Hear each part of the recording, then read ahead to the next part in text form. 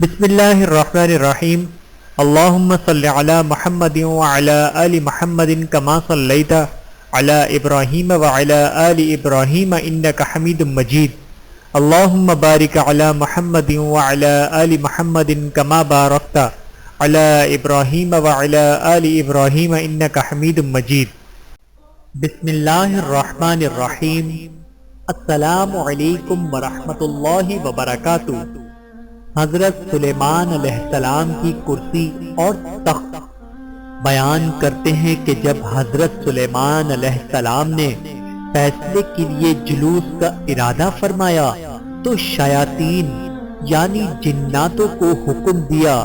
کہ وہ ان کے لیے ایک نادر الوجود اور عمدہ کرسی تیار کریں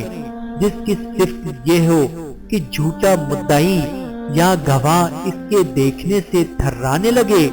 چنانچہ تعمیل ارشاد میں ہاتھی دانت کی ایک کرسی تیار کی گئی جس کو جواہرات،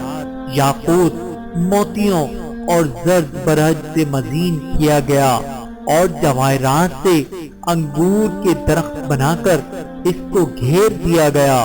جس میں سونے کے 4 کھجور کے درخت ایسے تھے جن کی شاخیں چاندی کی بنائی گئی تھیں۔ ان میں سے درختوں کی چوٹی پر 2 گدھ پنڈ بنائے گئے تھے اور اس کرسی اور تخت کے دونوں گوشوں پر سونے کے 2 شیر تھے جن کے سروں پر سب زمرد کے ستون نصب کیے گئے تھے۔ اس طرح شیاطین نے اس تخت کو ایسے سخت پتھر پر رکھا تھا جس کے نیچے سونے کا ایک شردھا تھا جو اس تخت کو گھماتا تھا۔ چنانچہ جب حضرت سلیمان علیہ السلام اس کے نیچے کے درجے پر چڑھتے تھے تو وہ کرسی اور تخت اپنے اس تمام سامان کے ساتھ جو اس سے متعلق تھا چکی کی طرح گردش میں آ جاتا تھا اور گدھ اور مور اپنے بازو پھیلاتے تھے، نیز شیر اپنے ہاتھ پھیلا کر دموں کو زمین پر مارنے لگتے تھے اور ہر درجہ میں صعود پر یہی کیفیت پیدا ہوتی رہتی تھی، یہاں تک کہ جب حضرت سلیمان علیہ السلام بالائی منزل پر پہنچتے تو دونوں گدھ مشک و عنبر تیزی کے ساتھ تاج ان کے سر پر رکھتے تھے اور تخت پر جلوہ افروز ہونے کے بعد سونے کا کبوتر زبور پیش کرتا جس کو لوگوں کو سنایا کرتے۔ ان کے دائیں جانب علماء بنی اسرائیل سونے کی کرسیوں پر بیٹھتے تھے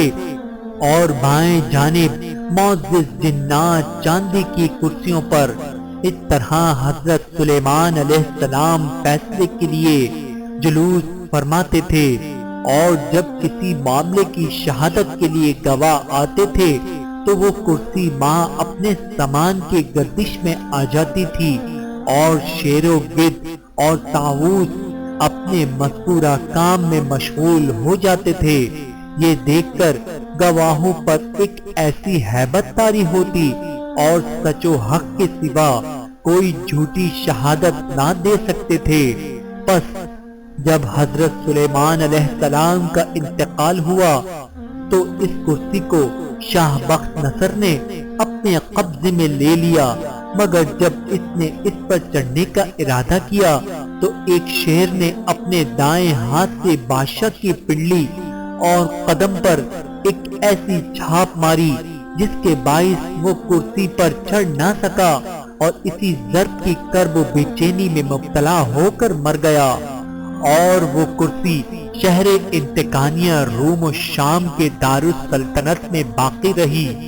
یہاں تک کہ اہل انتقانیہ سے کراس بن سدرس نے جنگ کی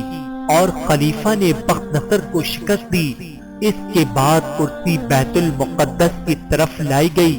اور کوئی بادشاہ اس کرسی کے چڑھنے پر قادر نہ ہو سکا۔ پھر اس کو صحرا بیت المقدس کے پیچھے رکھا گیا، جس کے بعد آج تک اس کی کوئی خبر یا اثر معلوم نہ ہو سکا کہ کہاں گئی اور کیا ہوا۔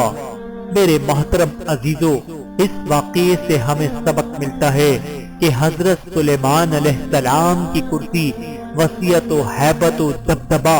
اور انصاف کا پتہ چلتا ہے، اور اللہ کی ذات اور قدرت پر ایمان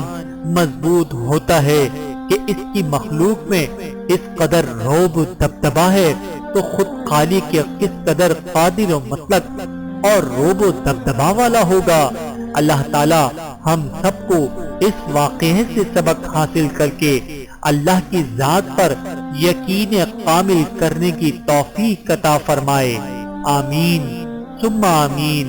یا رب العالمین۔